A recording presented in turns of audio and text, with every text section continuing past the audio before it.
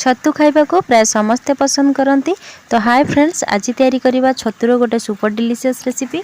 तो वीडियोटी को स्किप न करी फुल वाच करंतु। आशा करुच्छे निश्चय भल लगिबो। आ जो माने मो चैनल रे नुआ विजिट करछंती चैनल टी को सब्सक्राइब करनियंतु। आ पाखर थिबा बेल आइकन को प्रेस करी ऑल ले सिलेक्शन करंतु। चाष छतु जोटा कि हमको इजीली मार्केट रे सब बेले प्राय मिली जाए, किंतु ए वर्षा दिन ही केवल विभिन्न प्रकार छतु मिलता है। आज मते मिली नाड़ी छतु, या बिरुणी छतु भी कहती। आटा खायापी बहुत ही टेस्टी लगे। तो चलतु आउ डेरी नक रेसिपी स्टार्ट करवा। ये गोटे कढ़ई रे मु 2 टेबल स्पून सोरष तेल नहीं या गरम होगापाई दबा। आ जो बिरुणी छतु मुझे ताकू मु काटिकी छोट छोट पीस करके देखु रखी। या मु कढ़ई रे सब पकईदेवी।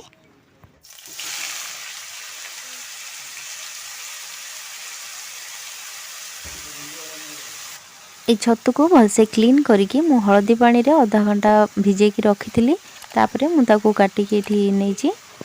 एबे एथिरे टिके हलदी गुंड और टिके लूण पकेगी एथिरु भलसे पूरा पानी रिलीज होला पर्यंत आमे याकू फ्राए करिबा। छतुरु बहुत सारा पानी बाहरी थाए। मने रखंतु छतु आमे फ्राए करला बेले सब बेले हाई फ्लेम रे फ्राए करिबा ताकि क्विकली एथिरु वाटर रिलीज हो जाओ। तो एबे चलंतु जे पर्यंत छतु फ्राए होउची आमे सेतिक भितरे मसला प्रिपरेशन करि नबा।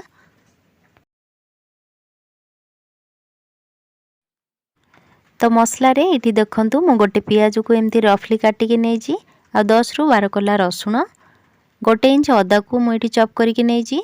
आ 1 चम्मच जीरा आ 4-5 टी कंचा लंका मु इठी नेजी। एबे ग्राइंडर जार रे मु टिके पानी देगी यार गोटे पेस्ट बनै नेबी। ए देखंतु मोर मसला पेस्ट एबे रेडी हो जाइजी। एपटे देखंतु आमर छतुरु भी सब वाटर रिलीज हो गलानी। आ छतु भलसे फ्राए हो गलानी। आ किछि सेकंड को टिके फ्राए करनबा। एबे मु ए सब छतु को गोटे प्लेट रे बाहर कर नउची। ए देखंतु मु सब छतु को प्लेट रे बाहर कर नेची।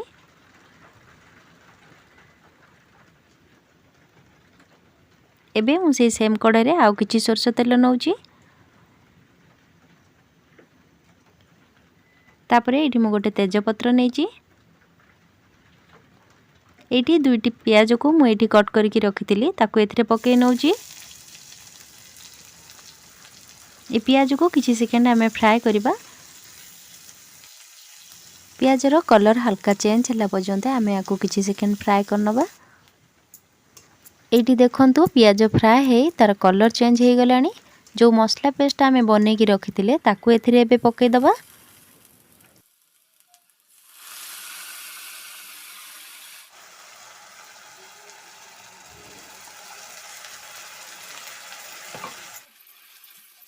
ए मसला को एबे प्याज सहित किछि सेकंड आमे फ्राए करनबा। तापरे एबे मु गोटे टमाटर को एठी काटिकी रखितिली एथिरे पके नउची।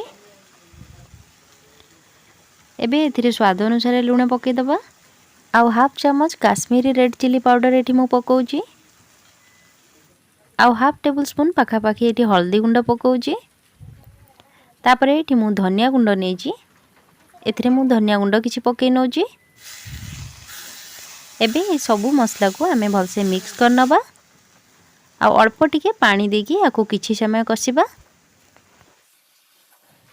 ए सबु मसला को भलसे मिक्स कला परे याकू आमे किछि सेकंड कवर करनबा ताकि टमाटर सिझी जाओ आ मसला भी भलसे फ्राए हो जाओ। एबे एठी देखंतु मसला हमर भलसे फ्राए हो गलानी। तापरे मु एठी 2टी आलू को एमती सिझेकी तार चोपा छोड़ेकी ताऊ कट करके रखिची ताकू एथिरे मु पके नेबी। तापरे याकू मसला सहित हमें भलसे मिक्स करनबा।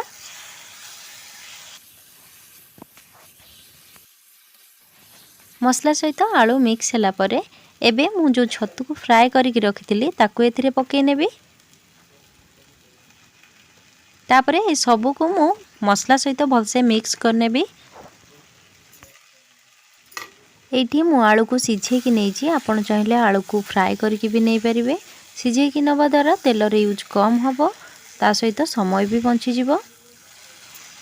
एबे एठी देखंतु मसला सहित आलू आउ छतु पूरा भलसे मिक्स होइकी कषि हो गलानी। एबे हमें एथिरे गोटे बाउल पानी दे दबा। ए सब को एबे मिक्स करने किछि सेकेंड फुटिबा पई छाड़ दबा। या को कवर करबा दरकार नहीं काहेकि ना ऑलरेडी हमर सब जिंस सिझी के अछि। एही प्रोसेस रे छतु मसला बहुत कम समय रे प्रिपेयर हो जाई थाए और एटा खाइबा पई भी बहुत ही टेस्टी लगे। तो छतु मसला हमर ऑलरेडी रेडी हो गलानी। एबे एथिरे मु हाफ टेबल स्पून गरम मसला एथिरे पकाउची आउ 3टी रेड चिली को एमती कट करके एथिरे पकई नउची। तो देखि पारुथिबे एटा केते सुंदर आउ टेम्पटिंग देखा होची। एबे एटा खाइबा पई पूरा रेडी। याकू आपण भात रुटी परोटा सबुथिरे खाई परिबे। आशा करछि आजिर रेसिपी निश्चय भल लागिबो। एमिति न्यू रेसिपीज देखिया पई मो चैनल को लाइक शेयर सब्सक्राइब करिया को भूलंतुनी। पुणी आसीबे आउ एक मजेदार रेसिपी नेकी। से पर्यंत रहउची टेक केयर।